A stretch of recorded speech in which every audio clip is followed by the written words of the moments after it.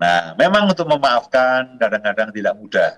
Perlu kebesaran hati, perlu penerimaan. Oh iya, saya menikah dengan wanita, dengan pria yang belum sempurna. Dan memang tidak sempurna.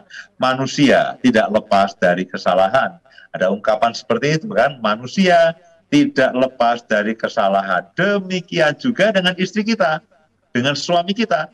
Kalau orang lain kita bisa memaklumi, kenapa dengan istri kita, dengan suami kita, kita tidak memaklumi? Justru permakluman yang paling banyak dan paling besar kita harus lakukan kepada suami atau istri kita, kepada pasangan kita. Nah, perlu hati yang besar, perlu hati yang rela, perlu legowo, rela ya. Kalau suami atau istri berbuat salah, bahkan sebelum dia meminta, kita katakan tidak apa-apa.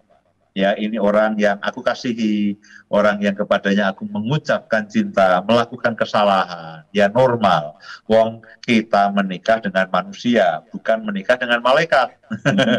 Ya, kita menikah dengan manusia. Jadi kita butuh kebesaran hati, butuh kerelaan, dan butuh hati yang legowo. Kemudian apalagi yang kita perlu miliki, kita harus punya satu keyakinan bahwa ini istri kita, ini suami kita, itu adalah orang yang kepadanya apa ya, itu orang yang mengasihi kita. Nah, kita harus kembalikan bersatu keyakinan bahwa pasti seandainya atau pasangan kita melakukan kesalahan, itu pasti bisa dikatakan tidak sengaja, atau mungkin maksudnya baik, atau mungkin hanya salah paham.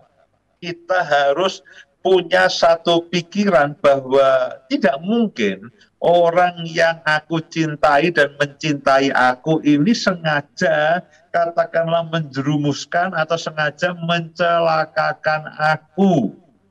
Ya, kadang-kadang saya melakukan hal yang tidak disukai oleh istri saya, oleh Bu Indah. Saya katakan, loh, maksudku tidak seperti itu. Sebetulnya maksudku itu baik. Nah, demikian juga sebaliknya. Kadang-kadang Bu Indah melakukan kesalahan atau melakukan sesuatu yang saya tidak sukai.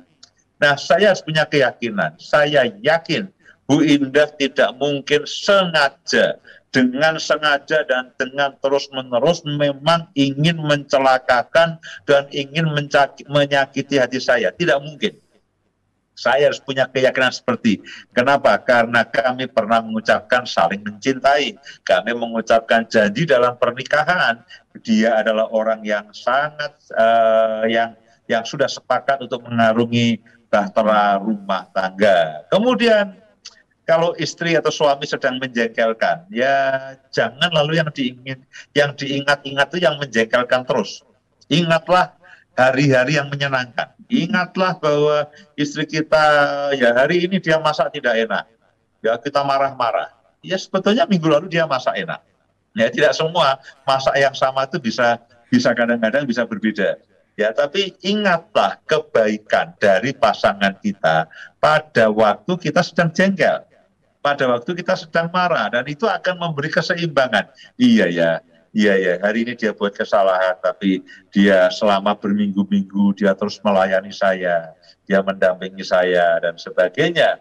Nah, jadi untuk memaafkan ya diperlukan hal-hal tadi, kebesaran hati, kemudian keyakinan bahwa orang yang kita kasihi itu tidak mungkin berniat jahat dan ingin mencelakakan kita. Kita harus yakin itu. Sehingga maaf itu mudah kita keluarkan. Kemudian belajarlah minta maaf kepada pasangan. Minta maaf itu bukan hal yang buruk. Itu bukan hal yang merendahkan. Minta maaf itu hal yang mulia. Jadi saling mendahuluilah dalam meminta maaf seandainya kita tahu bahwa kita melakukan kesalahan atau kita tahu bahwa hal yang kita lakukan itu tidak menyenangkan akan istri kita, suami, atau pasangan kita. Jadi belajarlah minta maaf. Kalau toh istri atau suami menyatakan sesuatu, jangan disangkal kalau memang itu kenyataannya benar. Ya jangan disangkal, lalu jangan ngeles. Ngeles itu apa ya? Menghindar dari kesalahan yang ada. Kemudian juga hal yang penting lagi adalah merendahkan hati. Ya, merendahkan hati. Tidak usah apa itu ya, lalu sombong begitu, tinggi hati. Merendahkan hati itu lawannya adalah tinggi hati. Salah tapi tidak mau mengakui, keliru tapi tidak mau mengakui. Lalu akhirnya ini berdebat kusir, saling berbantah, tidak ada ujung pangkalnya. Kita harus ketika istri mengingatkan kita, ayah akan melakukan ini, padahal mestinya kan tidak. Kita nggak usah ngomong, oh maksudku bukan begitu, aku begini dan sebagainya. Kalau istri kita atau suami kita mengingatkan ayah atau ibu dan sebagainya, harusnya kan tidak begini. Kan sebetulnya begini, oh iya ya, sorry, maaf, ya aku betul-betul tidak menyadarinya. Nah, dengan kerendahan seperti hal itu, lalu kita katakan, waduh sorry, maaf aku betul-betul tidak menyadari, aku betul-betul lupa. Lu masalah selesai kan? Lalu istri atau suami kita, oh ya enggak apa-apa ya, enggak apa-apa ibu, bahwa ya kita ini enggak apa-apa ya, jangan dibuat masalah. Masalah bisa selesai dalam waktu 1-2 menit. Tapi kalau pasangan kita mengingatkan kita katakan tidak. Lalu pasangan kita meyakinkan, ya tidak. Wah, itu bisa berhari-hari, bisa berminggu-minggu masalahnya, saudara. Nah, jadi karena itulah merendahkan hati, ya, minta maaf perlu kerendahan hati. Lalu minta maaflah dengan tulus. Ya, sorry, aku melakukan kesalahan ini. Sorry ya, kalau itu membuat kamu tidak senang.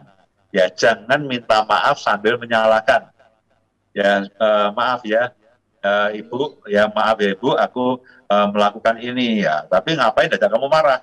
Harusnya kamu nggak usah marah. Nah itu minta maaf sembari menyalahkan. Ya tidak bisa minta maaf ya minta maaf, jangan minta maaf lalu supaya imbang gantian menyalahkan. Ya ketika suami kita menegur kita, lalu kita katakan, oh iya ayah minta maaf ya, tapi ayah ngapain marah-marah? Jadi akhirnya saling menyalahkan satu dengan yang lain. Ketika kita minta maaf selesai. Ya kita minta maaf selesai dengan tulus dan juga disertai dengan tekad kesungguhan untuk tidak mengulangi kesalahan meskipun selama kita ini belum sempurna, kemungkinan mengulangi kesalahan itu akan terjadi. Tapi jangan bersikap licik ya, ketika licik dalam tanda kutip ya, ketika suami atau istri kita marah lalu kita cepat-cepat minta maaf dengan tujuan supaya marahnya segera berhenti. Kita tidak fair dengan begitu. Jadi saya mendorong ketika kita minta maaflah dengan tulus